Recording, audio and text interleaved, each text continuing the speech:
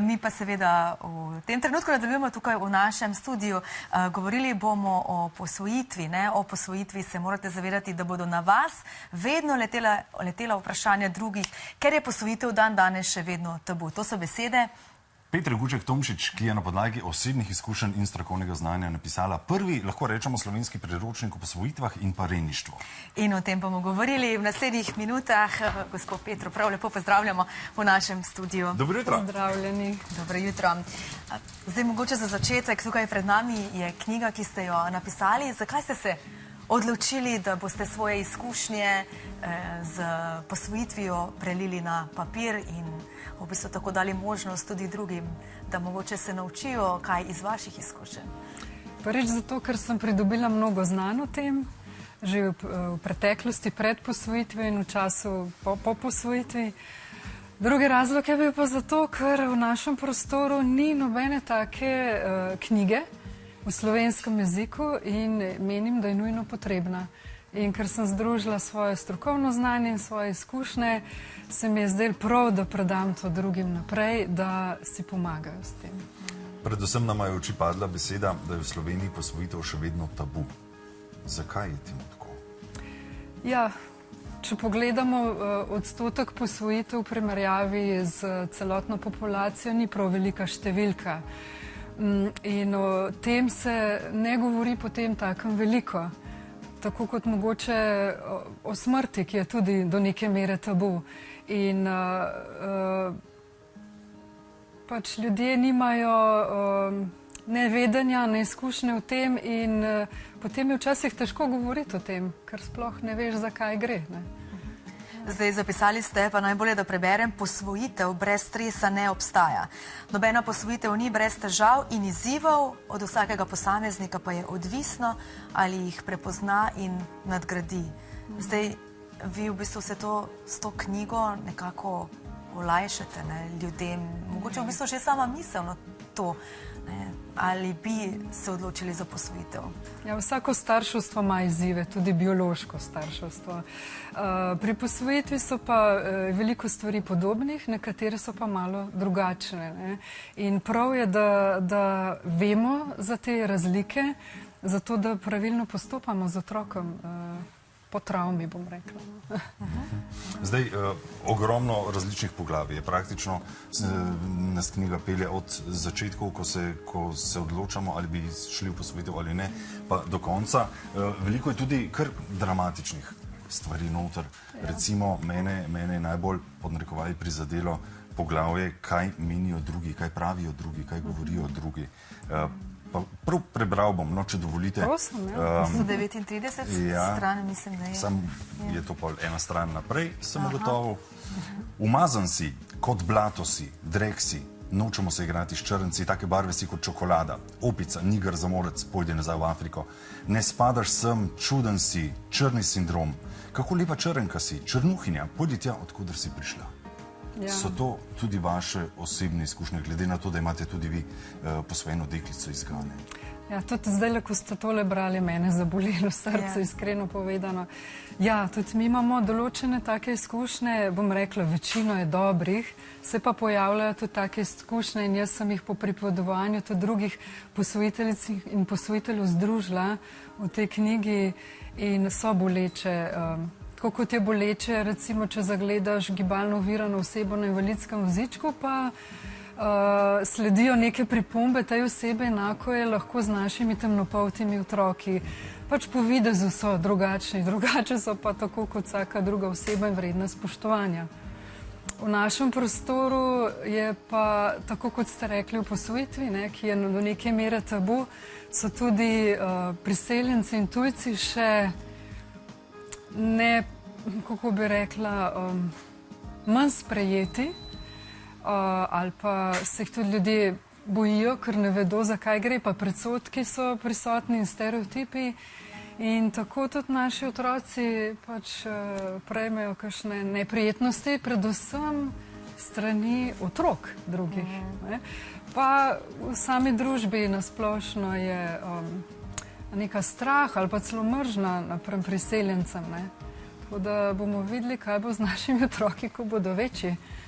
Zdaj, nekako velja, da otroci so še relativno nedolžni. Ne?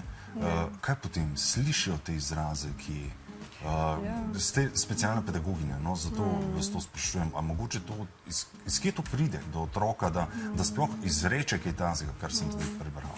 Ja, jaz sklepam, da to prevzamejo od odraslih, ki mogoče dobronamerno tudi kdaj dajo kakšno pripombo, kakšni tudi ne toliko dobronamerno, bom rekla, iz medijev, iz glasbenega področja, iz spleta in tako nekateri pač temnopolti iz tujine na spletu tudi uporabljajo te izraze, recimo v glasbi, in otrokom se verjetno to zdi nekaj vsakdanjega.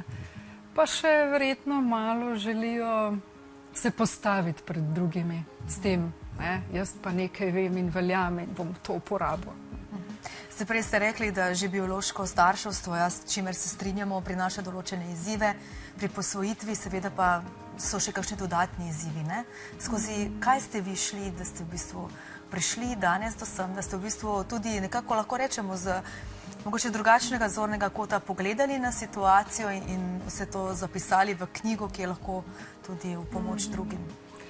Ja, zdaj bom kar nasplošno povedala neke značilnosti, ki ni nujno, da držijo za vsakega posvojenega otroka ali otroka v rejništvu, je pa neka taka rdeča nit.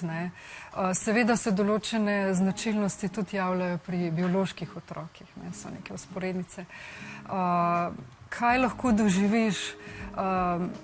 Otrok lahko ima težave, da zaspi.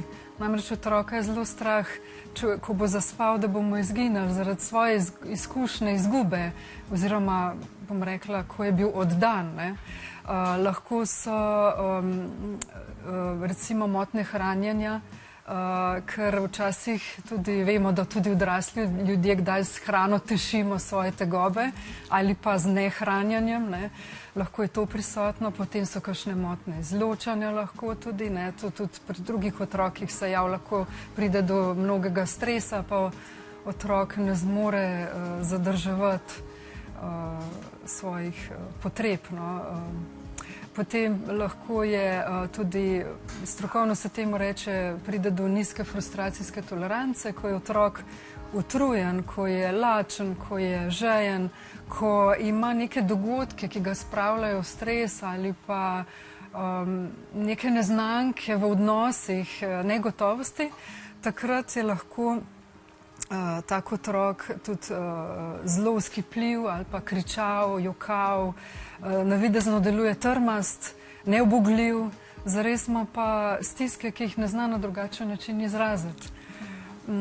Lahko pride do kakšnih čustveno-vedenjskih izbruhov, tudi posledično, do raznih strahov, ki delujejo navidezno nepojasnjeni ali pa nam odraslim nerazumljivi.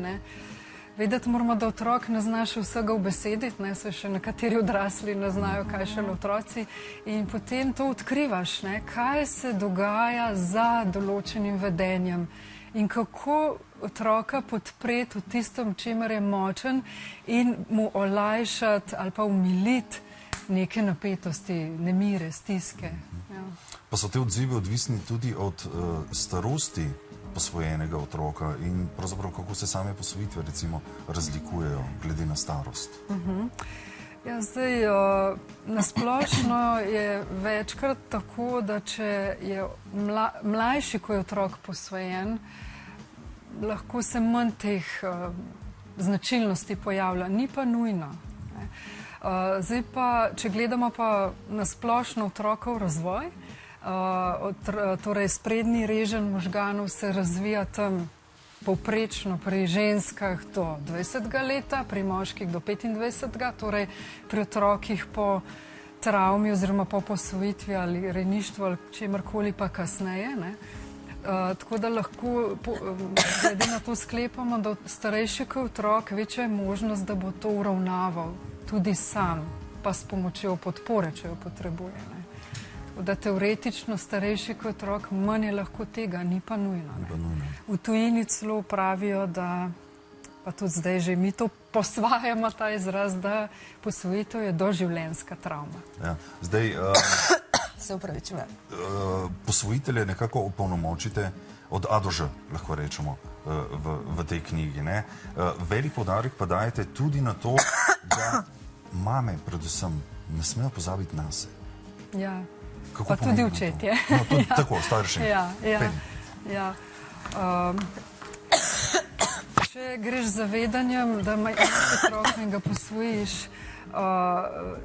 pač prisotno mora biti zavedanje, da moraš biti otroku na začetku zelo na voljo. Zato, ker potrebuje občutek varnosti, zaupanja, bližine in takrat se lahko zgodi, postopoma čez čas, da nekako nehote pozabiš nase, ker si tako vpet v to otrokovo dogajanje in želiš dobro narediti zanj in kot starš, ne, da je nujno načrtovati ta čas zase, čeprav se morda na začetku zdi nesmiselen in ali pa tuj, ali pa pride do tega časa, pa ne veš, kaj bi sam sabo, ampak možnost je, da se naučiš sebe odstaviti od te situacije in se ustaviti in umiriti, kar je pomembno. Če ti ne boš umirjen, otrok ne bo umirjen. Ne bo. Zdaj, eno poglavitnih vprašanj družin, v katerih so posvojeni otroci, je zagotovo, kdaj in kako otroku povedati, da je bil posvojen. Zanimiv je način, ki ste ga opisali, in to skozi pravljice, že od majhnega. Ne? Izpostavili ste tudi primere pravljic. Kaj predlagate?